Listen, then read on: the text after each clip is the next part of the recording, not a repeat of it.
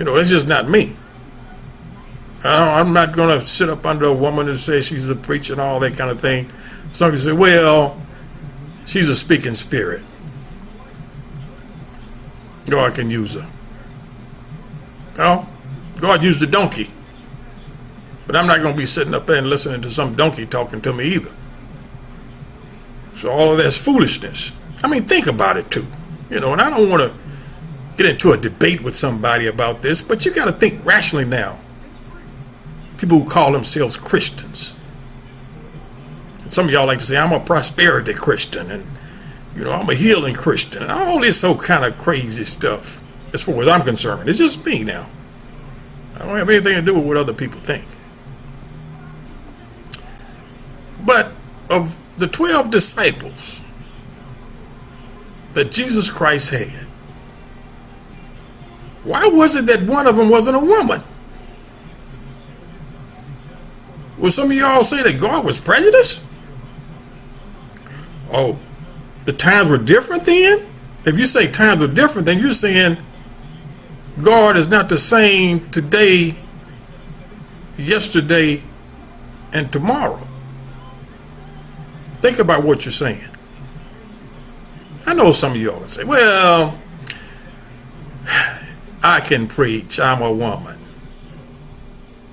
Now, I'm trying to picture me a woman who's pregnant, standing at the pulpit preaching to me. I don't know. Like I said, some people, it's fine with them, but for me, biblically speaking, no way.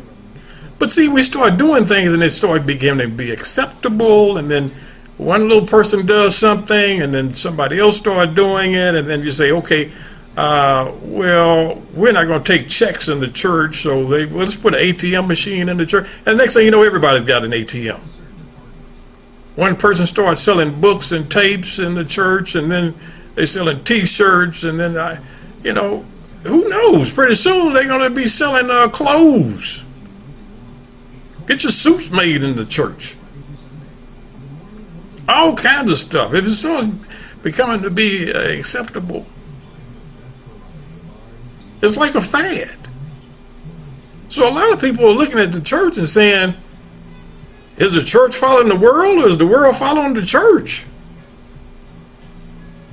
I mean, think about it. You can put on a concert to attract people. And now some of the churches, they got rap groups. You do things to try and attract people. You know, it's a game that some people like to play. I mean, I could play that game. I could go to a club tonight, find about 10 fine, good-looking women, and tell them, look, I want to start me a ministry, and I want you all to come. I'm going to give each one of you $20 for coming. Let's say $20. It could be $100. They come, I get me a TV camera. I show these beautiful young ladies sitting on the front row. They're probably going to bring a friend, so I have 20 women sitting in the front row, and the camera's picking those beautiful women up. Guys are going to see them, right? And before you know it, the church is packed. Because the guys are coming out to see the women. It's a game that people play. But see, you got to look beyond that kind of foolishness. Beyond that kind of crazy stuff. I can come in there with a gold suit on, ring on every finger, Rolex watches, pull up in a rose, and tell everybody, look, this is what God gave me. And I'm kind of wondering about this kind of crazy stuff that people say. They say, well, come to church and you're going to get blessed and all this kind of thing. But I can't find where King Solomon, who is the richest person in the world, ever asked God for one penny. He didn't ask him for a dime. God just gave it to him. So we got all this kind of crazy stuff going on, and you know, it's messing up the family, in my opinion. I know it's just my opinion. Don't get all hot up under the collar and, ready to curse me out. So having said all that, I'm going to leave it there for tonight, and I'll come back with something later. And what's up with the VIP reserved seat section in churches? You go to some churches and they have reserved seating, VIP section. Now, is that because somebody gave big in the church? Now I can see if it's a family member of the church or the pastor or bishop's family. But what about these other people that's sitting up front? The people that need to be sitting up front don't get a chance to sit up front. Maybe there's a prostitute who's ready to give up the streets, a pimp who's ready to stop playing, a drug dealer who's ready to stop selling drugs, or a Madoff who's ready to stop ripping folks off in the financial industry. Those are the very ones who need to sit up front. But no, they're regulated to sit in the back or up in the balcony. So a lot of people, they look at it like, well, those people, they have their reserved seating, and you go and sit in front of somebody's seat and they'll say, you can't sit there. That's my seat.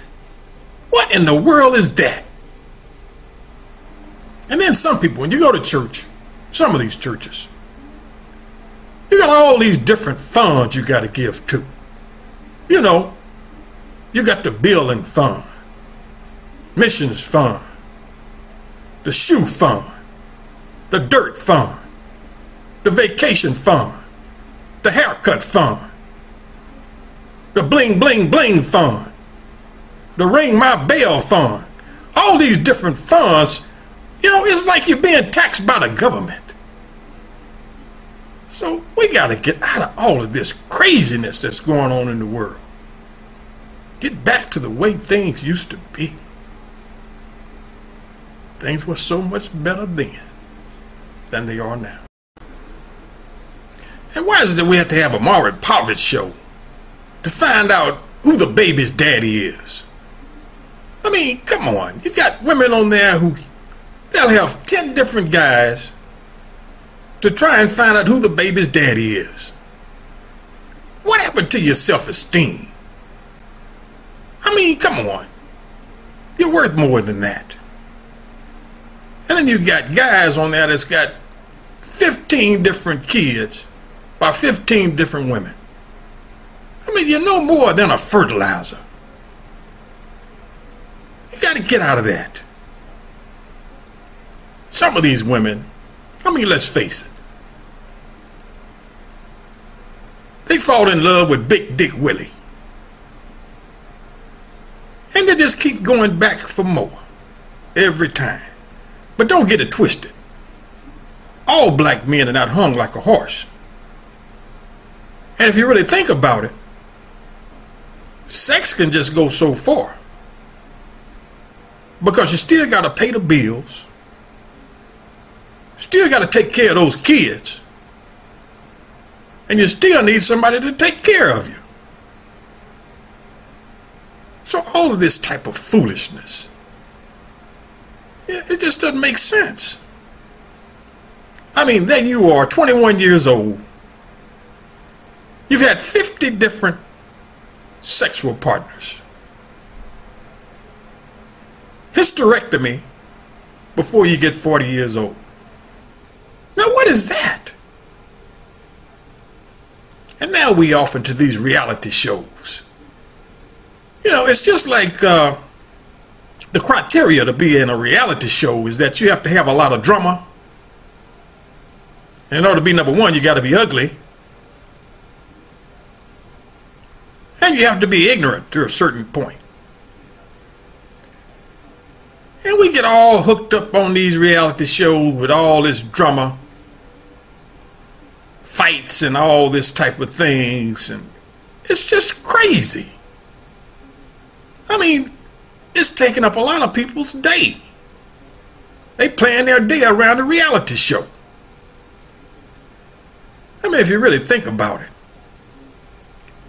if they really wanted to ratings to go through the roof. All they had to do was go to some prison, find a convicted felon, male and female, put them in a room together, and see what happens. But see, that's how gullible we are. It's like the drama just attracts us, as though we don't have enough in our own lives. So we got to think about those things that we're doing.